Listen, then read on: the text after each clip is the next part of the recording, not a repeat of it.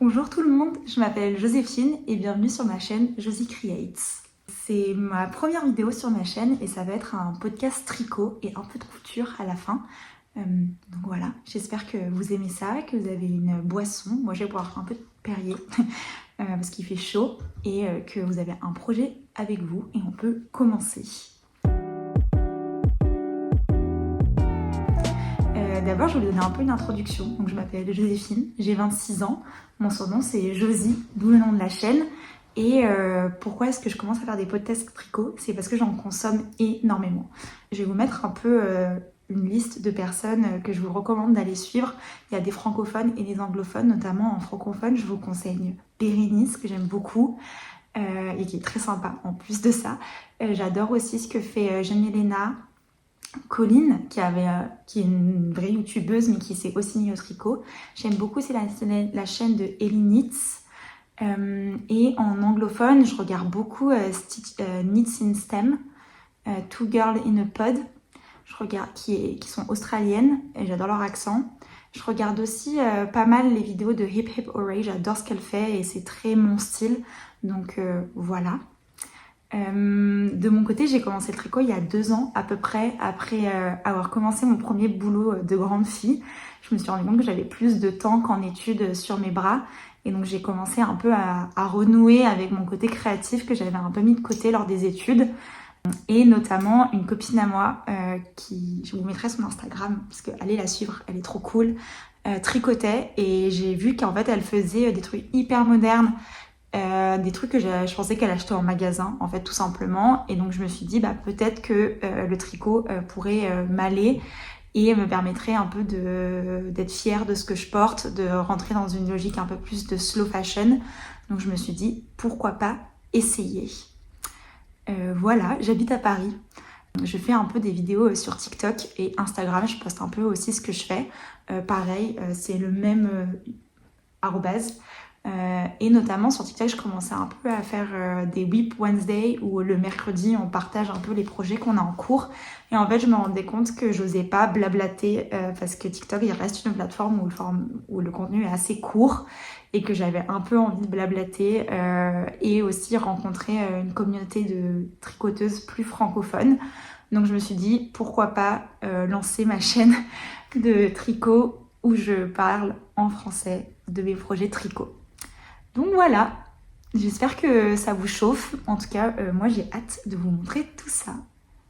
Donc du coup, aujourd'hui j'ai 2 projets terminés et 2 en cours et des acquisitions. Donc je vais commencer par mes projets terminés. Mon premier projet terminé, c'est une paire de chaussettes. C'est ma première paire de chaussettes. Donc j'ai utilisé le patron de Summerly Design, le I'm So Basic Sock, que j'ai tricoté en Arwetta Deep Mahogany pour le marron et Arwetta Periwinkle pour le bleu, sur des aiguilles 2,75 et je vais expliquer pourquoi. Et j'ai fait 2 tailles différentes. J'ai fait une première en 72 mailles, en vrai on voit la différence là, et une 64 mailles. Pourquoi est-ce que j'ai fait ça? En gros, j'ai commencé ma première paire de chaussettes en novembre 2024. J'avais commencé le Ruffle Sock de Petite Knit que je voulais mettre avec mes Birkenstock, mes mules. J'avais un peu la vision du look et tout, je trouvais ça trop cool. Cependant, j'ai tricoté et en fait, j'arrivais pas à passer mon talon.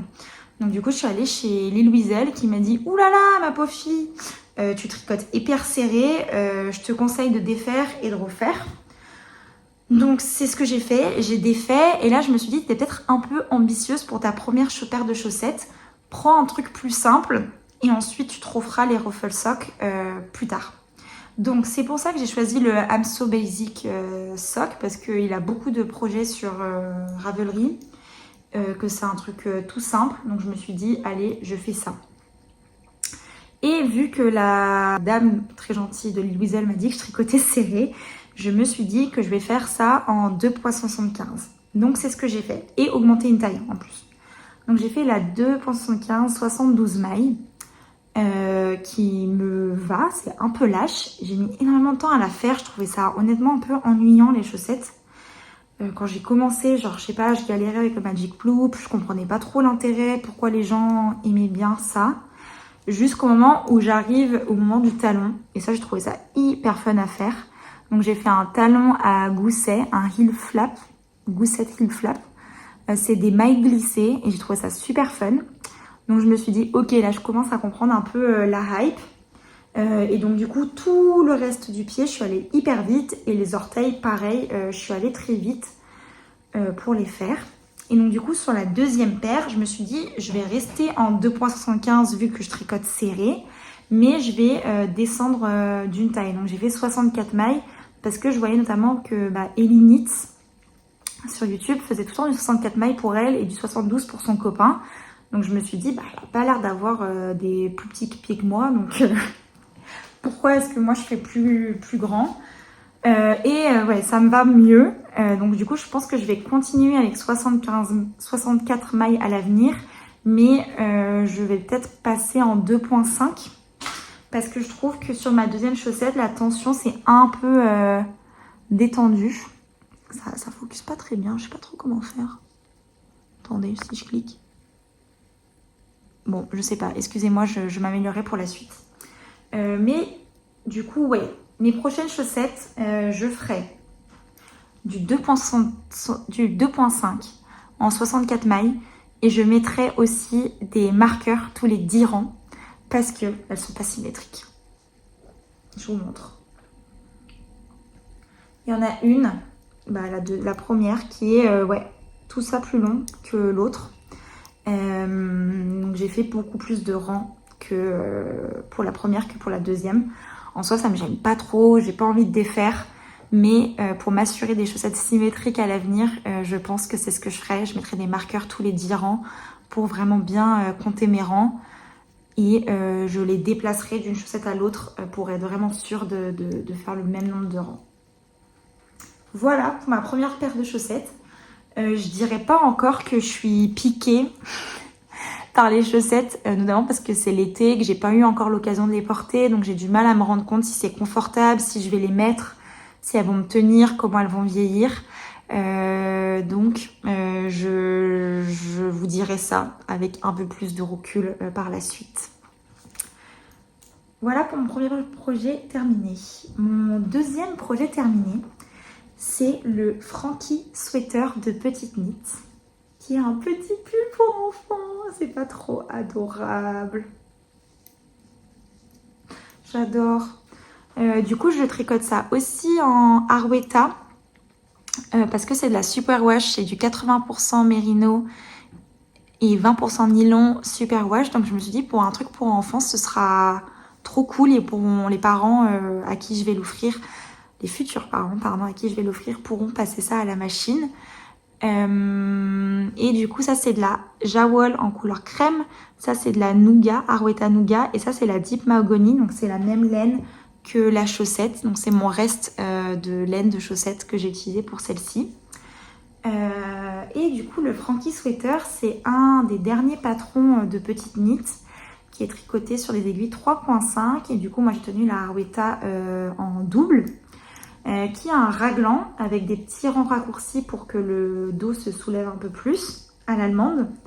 Raglan où on change de couleur, donc elle sur son modèle qu'elle a posté, elle a fait des rayures multicolores. Moi j'ai décidé de faire des plus grosses rayures pour un peu utiliser ma laine à chaussette, que je sais pas si je vais réussir à l'écouler vu que je suis pas encore une grande fan de chaussettes. J'ai décidé de faire un peu des jogless stripes, donc de faire en sorte de fondre un peu plus mon changement de couleur. Première fois que je fais ça, donc je sais pas trop si ça a marché ou pas. Est-ce qu'on voit? Ça focus pas du tout. Désolée, je sais pas trop comment faire pour vous montrer. Je mettrai des petits inserts, je pense que ce sera plus simple. Ah là ça a l'air d'avoir focus. En vrai, ce tricot, j'ai énormément aimé le faire. C'est un raglan tout simple. Donc déjà, c'est facile. Tu changes de couleur assez régulièrement, donc ça garde le truc vraiment entraînant. Et en plus, c'est pour enfants, donc tu vois vraiment le progrès très vite. Là, j'ai fait la taille 4 à 6 mois. Et les finitions, c'est un peu les mêmes que sur le Cloud Blouse ou Sweater. Et je me demandais toujours comment c'était fait. Donc là j'ai pu expérimenter cette technique et j'ai trouvé ça trop sympa. Donc voilà. Et du coup j'ai pas utilisé beaucoup de laine en fait aussi pour ce projet. Et c'est une des raisons pour lesquelles je pense que je le referai. Parce que j'ai utilisé genre 70 grammes de crème et moins d'une pelote de chaque autre couleur, vraiment moins. Je mettrai les trucs de combien j'ai utilisé ici. Et du coup, je trouvais que c'était vraiment un bon moyen de vider un peu son stash, notamment ses restes de laine à chaussettes. Voilà pour le Frankie Sweater de Petite Knit. Trop mignon. J'en referai, c'est sûr. Et du coup, maintenant c'est la fin de mes projets terminés. Je vais passer à mes encours. Du coup, j'ai 2 encours actuellement sur mes aiguilles. Donc je vais commencer par celui sur lequel je tricote le plus, qui est... Ah, c'est bloqué. Le Théa Top de Paula Strick ou Suzanne Muller sur Ravelry. Qui est du coup un petit débardeur que je tricote en Drops Belle en couleur bleu marine. Hop, pareil, ça focus pas trop, désolée. Qui est du coup une laine d'été avec du 53% de coton, 33% de viscose et 14% de lin. Que j'ai choisi en couleur bleu marine. Pourquoi j'ai choisi ça, je vais vous expliquer. En gros, j'essaye de tricoter des choses qui sont dans ma palette de couleurs pour que ce soit un peu plus des choses intemporelles que je puisse garder dans le temps. Et en gros, quand j'avais 17 ans, donc il y a genre 10 ans, ma grand-mère m'a emmené voir une conseillère en images avec ma soeur, on n'est pas les plus féminines qui nous maquillons beaucoup, etc. Donc c'est un peu pour nous apprendre à comment se mettre en valeur, etc. Voilà, oh, j'ai fait tomber mon truc. Et donc notamment la conseillère en images que je suis allée voir à l'époque, m'avait donné cette petite bandelette de couleurs qui m'allait bien au teint. Je sais pas ce que vous en pensez. Mais du coup, quand il y a eu tout sur TikTok, les season color palette et tout ça, j'ai un peu regardé à quoi correspondaient ces couleurs-là. Et apparemment, je suis une automne foncée. Et le bleu marine m'irait bien. C'est donc pour ça que j'ai décidé d'acheter la Drops en bleu marine pour en mettre. Parce que actuellement, je ne porte pas trop de bleu marine. Je porte notamment du blanc. Et apparemment, le blanc n'est pas dans mes meilleures couleurs. On y croit pas. Mais en tout cas, moi, ça m'aide à guider mes choix de couleurs. Et en fait, je passe tellement de temps à tricoter des pièces que je me dis que c'est dommage de ne pas faire en sorte que ce soit des pièces qui me mettent en valeur. Donc du coup, voilà l'histoire de pourquoi je le fais en bleu marine.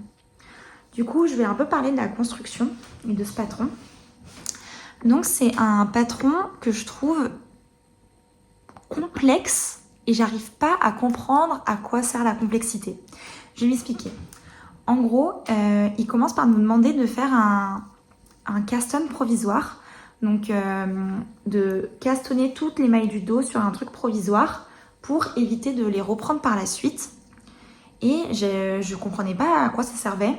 Donc du coup, j'ai demandé à ma copine Mathilde, je vous mettrai aussi son Insta, qui a fait ce top, si elle l'avait fait ou pas. Elle m'a dit non, j'ai pas fait et j'ai eu aucun problème.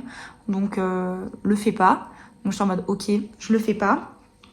Donc du coup, je l'ai pas fait et je comprends toujours pas vraiment l'intérêt de pourquoi il y a cette méthode qui est recommandée. Donc du coup, comment ça se passe? Tu montes des mailles pour l'arrière, tu fais des augmentations pour définir les emmanchures, puis après tu mets en attente, alors tu casses ta laine et tu soulèves des mailles pour les devants, donc droite, gauche.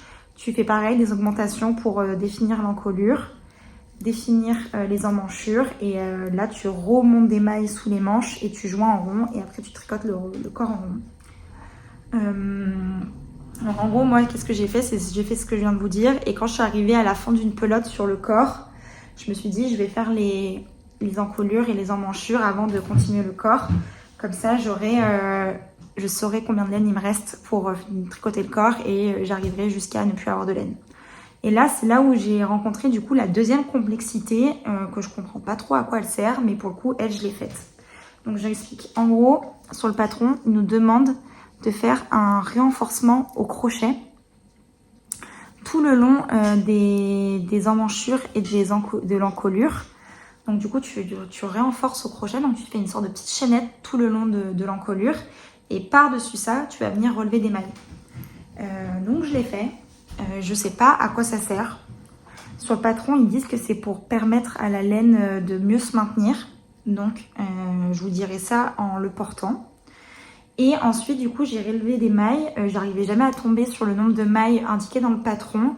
Donc, j'ai un peu fait à ma sauce. Voilà. Mais je trouve que ça va. J'ai relevé le même nombre de mailles des deux côtés. Et moi, j'ai décidé de faire des côtes twistées plutôt que des côtes normales.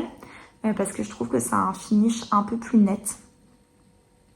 Surtout sur cette laine. Donc, voilà. Et j'ai fait la même chose sur le col et j'ai fait la même longueur sur les deux, enfin à tous les endroits. Et j'ai rajouté 3 rangs de plus que celui recommandé dans le patron. Et ensuite, j'ai terminé avec un rabattage à l'italienne sans faire de rang de préparation. Pour l'instant, j'aime beaucoup. Je trouve que ça va me faire un beau basique. Et donc du coup, là, il me reste le corps à tricoter.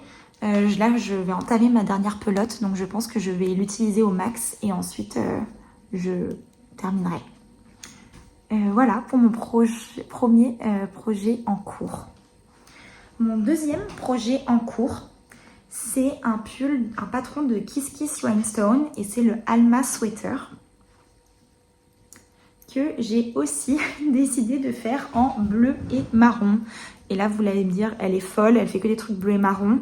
Oui, si vous regardez mon Pinterest, je suis absolument obsédée par cette combinaison de couleurs. Avec ma copine Léna, on fait que les tricots de laine, on fait que s'envoyer cette combinaison de couleurs et des tricots dans cette combinaison de couleurs. Donc on a décidé toutes les deux de faire le même pull avec la même laine. Donc c'est ce bleu et marron. Donc du coup c'est un raglan aussi avec des rayures 2 sur 2 sur des aiguilles 4.5 et un échantillon de 18 mailles par 10 cm. Je ne me rappelle plus du nombre de rangs, je vous le mettrai. Que on a décidé, hop là, pardon, de faire en Drops Charisma et en bleu brouillard, pardon, et Drops Charisma marron avec le kit silk de chez Drops aussi assorti. Donc ça donne, hop, ces 4 laines ensemble, qui sont absolument canons. Rien à dire sur ce patron pour le moment. Donc du coup, Kiss Kiss Rhinestone, c'est une designeuse allemande, un peu nouvelle. Elle n'a pas beaucoup de patrons, mais j'ai notamment test knit un patron pour elle qui est le Marais Sweater. Et en fait, elle avait sorti un peu les deux au même moment et les deux me faisaient énormément de l'œil.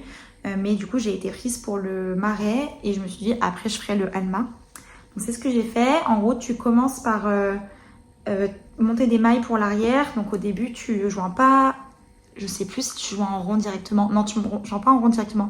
Donc ça te fait une sorte de arc de cercle.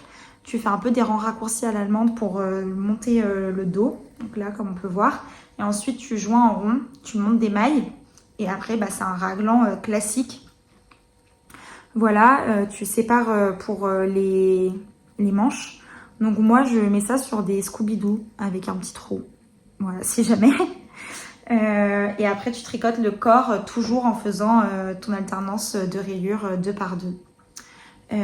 Pour l'instant, j'aime beaucoup. Je le tricote pas trop en ce moment pour 2 raisons. Je vais vous expliquer et j'ai besoin de conseils. Attendez, j'ai un truc dans l'œil, pardon. Hop là. Donc ce que je disais, je tricote pas trop en ce moment pour 2 raisons. Ma première, c'est que j'ai 4 pelotes de laine à me trimballer et que il fait 30 degrés. Et donc du coup, j'ai un peu du mal à me déterre à porter autant de laine et de mohair avec moi pour le tricoter. Ma deuxième raison, c'est que ce projet me fait mal au poignet et à la main droite. Et j'arrive pas à savoir pourquoi ce projet-là en particulier. Je sais pas si c'est la taille d'aiguille. Et pourtant, j'ai tricoté d'autres choses avec cette taille d'aiguille. C'est du 4.5, je crois que j'ai déjà dit. Je sais pas si c'est la densité du tissu. C'est vrai que c'est assez dense vu que je tiens quand même du Charisma qui est du DK je crois, plus du Mohair. Donc voilà, je n'arrive pas à comprendre. Donc si vous avez des recommandations ou des explications sur pourquoi ce projet en particulier me fait mal au poignet, dites-moi.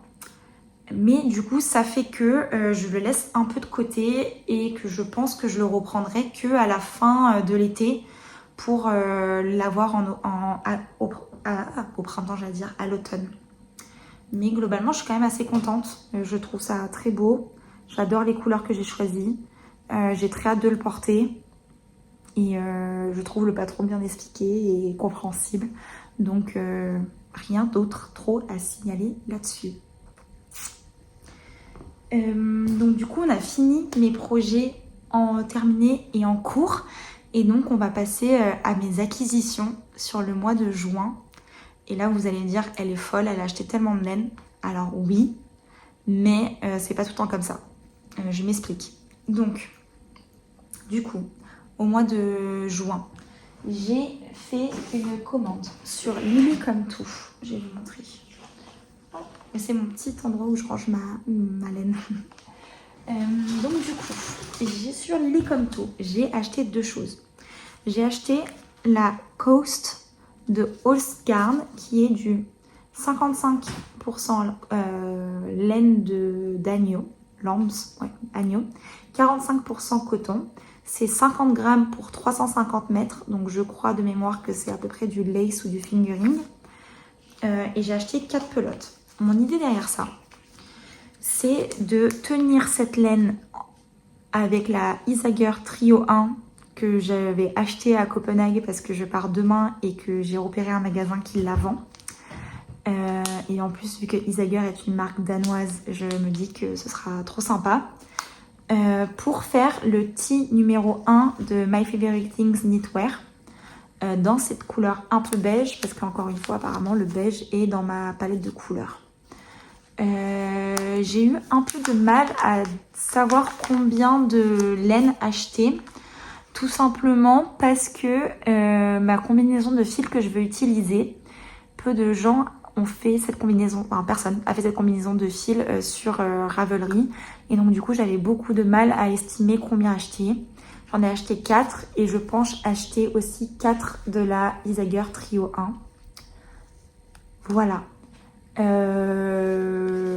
Pour mon premier achat, je vous dirai ce que j'en pense. Ça va être mon prochain Caston une fois que j'ai fini le Thea Top. Et j'ai aussi acheté du Cardiff Cashmere dans la couleur Take. Donc, en gros, pourquoi j'ai acheté cette laine ? C'est pour faire un cadeau de Noël. Donc oui, je m'y prends en avance. J'aime pas trop les gift knit et d'avoir des grosses deadlines, donc souvent je m'y prends à l'avance. En gros, j'ai proposé à ma tante, que j'aime beaucoup, de lui faire une petite écharpe pour Noël.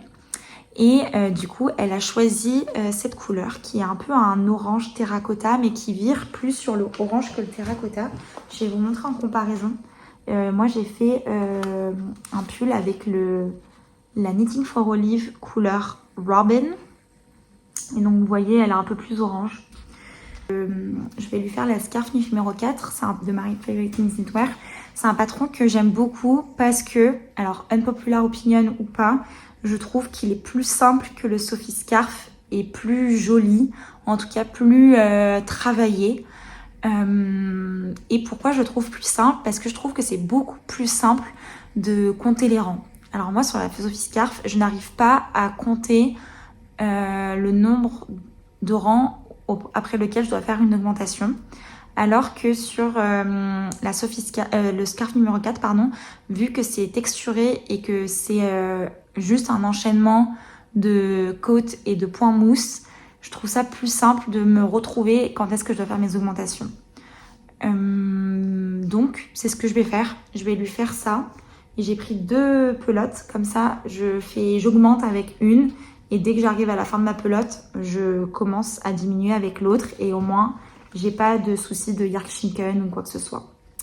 Donc, voilà pour ça. Je le tricoterai soit cet été quand je pars en voyage, comme ça me fait un petit projet à emmener qui est pas trop compliqué, soit au printemps, non à l'automne pardon, mais j'attendrai pas le dernier moment pour le faire parce que ça va trop me stresser. Voilà pour ma commande chez Lily comme tout. Normalement j'espère que je vous aurai mis combien j'ai dépensé.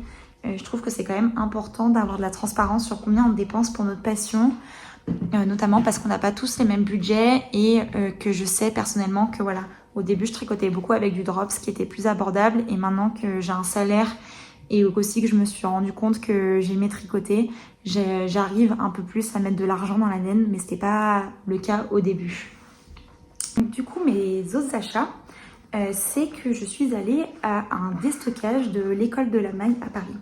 Donc l'école de la maille, c'est une école qui forme des stylistes laine et maille, et leur apprend un peu les techniques, etc. Et donc du coup l'année dernière, ma copine Mathilde, toujours la même, vous allez croire que j'ai qu'une copine, mais non, c'est ma seule copine qui tricote vraiment, avec une autre copine qui s'appelle Amélie. Et du coup, ma copine Mathilde y était allée, je lui avais envoyé, j'avais dit tiens, il y a cette école qui fait, tu peux aller y faire un tour, parce que moi je n'étais pas à Paris. Elle y est allée et en fait ils vendaient des cônes de laine et on savait pas trop ce que c'était 2 € le cône, et donc du coup elle en avait pris 4, 2 pour elle, 2 pour moi, je crois qu'elle en avait pris 6. Elle avait pris 2 gris, 2 beige et 2 gris pour nous, pour moi. Donc c'est ces cônes là. Et donc du coup on savait pas trop ce que c'était, et j'avais trouvé la référence en fait en ligne. C'était du 75% cachemire, 25% laine pour 2 € 1 kg. Donc comment vous dire que c'est une super méga affaire. Et donc du coup avec ce cône, j'ai fait un pull en tenant un fil du cône avec un fil de mohair. Et du coup j'ai fait le cardigan de ma Wool & Beyond, le Dream Cardigan, que j'adore. Et le cachemire a vraiment bloom, a vraiment éclat, je sais pas comment on dit en français, a vraiment gonflé, vraiment c'est ça le terme, il a gonflé au blocage, et en fait le tissu est vraiment trop beau, il y a un petit effet tweedé que j'adore. Donc ça a été un projet que j'ai fait en février-mars, et il me reste encore un cône entier plus un autre cône. Je sais qu'avec un cône je veux au moins faire un Lakes pullover de Ozeta. Mais je pense honnêtement vendre ou donner l'autre cône. Donc je pense qu'à un moment je mettrai un petit message sur Instagram pour en faire profiter quelqu'un d'autre, parce que j'aurais fait 2 pulls avec, et je sais pas trop quoi en faire d'autre. Donc je me dis autant que ça profite à quelqu'un d'autre. Mais du coup, tout ça pour dire que week-end dernier, ils ont mis un petit message sur Instagram et ils faisaient un autre déstockage. Donc du coup, j'y suis allée. Et déjà, bon, j'ai un peu des trucs à dire, mais en fait, il y a des nanas qui sont vraiment arrivées avec des énormes sacs Ikea et qui ont fait genre une razzia. Limite, ça se battait pour entrer en premier, etc. Alors que moi, j'étais arrivée un peu en avance avec ma famille, juste parce qu'on était dans le quartier et qu'on avait pris un peu de marge. Et j'ai trouvé ça hyper dommage parce que je pense que c'était vraiment pas, en tout cas, comme ça que moi je l'imaginais. J'imaginais que chacun allait prendre un peu un petit cône pour en faire profiter d'autres personnes derrière, et que pour sa consommation en fait personnelle. Donc du coup j'étais un peu throw off par ça, et surtout qu'ensuite donc moi j'ai pas mal d'alertes sur le Bon Coin pour guetter des laines de seconde main et etc. Toujours un peu dans ma logique de slow fashion. Et en fait là j'ai vu qu'il y avait notamment des personnes qui revendaient les cônes extrêmement chers comparé au prix d'achat. En soi c'est pas cher en soi, mais c'est juste quand tu sais que toi tu as payé ton cône 4 €, quand tu vois que d'autres le revendent 35-40 €, t'es un peu en mode foutage de gueule. Donc j'ai trouvé ça vraiment dommage, et ouais, je l'ai dit à l'école de la maille, je sais pas trop ce qu'ils ont fait derrière, mais en tout cas j'ai transmis. Et en fait ce qui me peine le plus, c'est que je pense qu'à cause de personnes comme ça, ils referont pas forcément des déstockages, ou alors ce sera beaucoup plus cadré et beaucoup moins juste gentil en fait, et de vouloir redonner à la communauté. Et du coup ça me peine un peu de voir que des personnes, c'est pas qu'ils profitent du système, parce qu'en vrai ils ont rien fait de mal, mais abusent un peu du système. Donc voilà, je voulais quand même partager mon ressenti là-dessus. Parce que moi, c'est pas forcément ma conception du tricot et de comment j'aime agir dans cette communauté-là. Mais du coup, quand j'étais à la vente, du coup j'ai pris un cône cette fois et pas plus parce que en fait je sais que tu peux faire tellement de trucs avec un seul et que j'ai pas non plus une cadence tricotesque démente, donc j'avais pas non plus envie de surcharger mon petit appartement parisien. Donc j'ai pris cette laine qui est un peu beige, ouais, qui est vraiment comme ça en vrai, un peu beige, qui est de la même filature, donc le Gruppo Filici Industrial Filetti. Je savais pas ce que c'était comme l'autre, mais du coup pareil, j'ai trouvé la ref sur Google. Et du coup, c'est du 100% laine. Et je trouve que c'est globalement la même grosseur de fil. Attendez, j'essaie de me tirer un fil. Je sais pas comment... Je n'ai pas trouvé le début de la pelote. Bon, je n'arrive pas à tirer le début de la pelote. Ah là. Hop. Attendez, je vous montre. Où est le début là-dessus? Hop là, voilà. Mais en gros... C'est à peu près la même grosseur, donc je pense que... Enfin, dites-moi, ouais. J'ai du mal à me rendre compte. Oh là là, je suis vraiment une mauvaise youtubeuse. Donc j'ai un peu du mal à me rendre compte, mais je pense que tenu avec un fil de mohair, ça le fera très bien. Et du coup, avec ça, j'ai plusieurs idées. J'aimerais bien me faire le Annie cardigan de Knitters and Friends. J'ai acheté du Népal pour le Drops Népal pour le faire, mais je me dis peut-être que je revendrai la Drops Népal et je le ferai avec ça. Comme ça me permettra un peu d'écouler ce pull. Et aussi, du coup, en même temps, à cette même vente, donc ça je l'ai payé 4 €. À cette même vente, ils vendaient plein d'écheveaux à 1 € l'écheveau. Et donc du coup, moi j'ai pris un peu un camailleux de verre. Je vous montre ça. Hop, que j'ai mis en bobine. J'ai tellement galéré à mettre en bobine, vous n'avez même pas idée. Donc le vert, pareil, j'y reviens toujours, mais ça fait partie aussi de mes couleurs qui me vont bien. Et j'adore le vert, c'est ma couleur préférée. Donc du coup, j'ai décidé de prendre un peu un camailleux de vert. Là, pour le coup, il y avait certains écheveaux qui avaient une étiquette et pas d'autres. C'était du Broder Mercer, donc le fil est extrêmement fin. Je sais pas si on se rend compte, mais je pense que c'est du lace. Donc, je sais pas si... Enfin, moi, je m'y connais pas assez, mais je pense qu'il faut que je double, voire quadruple la laine pour avoir un peu un truc d'une grosseur acceptable pour tricoter à la main, quoi. Donc là, j'ai doublé déjà dans cette pelote. Et là, c'est du... J'ai pas doublé. Et comme vous pouvez le voir, c'est extrêmement fin. Et du coup, mon idée pour ça, c'est du coup mélanger avec ce cône, hop, de tenir ça et de faire des rayures. Donc, je pense soit faire le Direction Sweater de Otherloop. Et j'hésite donc à soit faire des rayures, soit faire un camailleux ou le Olga Sweater de Petite Knit. Mais j'avoue, le Olga Sweater, je le vois un peu trop. Et donc du coup, je me tâte à faire autre chose. Et je pense que ce sera pour ma petite sœur. Ou pour moi, je sais pas. Mais en tout cas, elle était hyper chauffée par cette histoire de rayures et de camailleux de verre. Elle trouvait ça hyper stylé comme idée. Et il faut savoir que ma sœur, c'est vraiment une personne qui est knit-worthy. Elle le met, je lui ai fait un pull à Noël dernier et elle le met beaucoup. Et en fait, j'adore le porter. Donc, je lui ferai peut-être un pull. Voilà pour mes achats tricot et mes projets avec. J'espère que ça vous a plu de m'entendre blablater sur le tricot et que vous aimez bien les projets que je vous ai partagés, que ça vous a inspiré. En tout cas, n'hésitez pas à me faire des retours sur la vidéo, ce que vous en avez pensé, de la structure, la qualité. Je suis un peu désolée, le soleil il est un peu en train de se coucher, donc ça a un peu affecté la qualité. Et de vous aussi me partager ce que vous tricotez et si vous avez des conseils à me donner, je suis très preneuse. Et puis on se retrouve la prochaine fois Donc comme je vous disais, je pars à Copenhague demain. J'ai déjà acheté de la laine là-bas l'année dernière. Il faut savoir que je suis absolument obsédée par cette ville. Ça va être ma 7e fois que j'y vais, ou 6e fois. Donc du coup, j'avais déjà acheté de la laine là-bas. J'ai fait un pull que j'adore. Je vous mettrai des photos. Et donc du coup, là, j'y retourne. C'est des vacances, donc je vais pouvoir pas mal tricoter.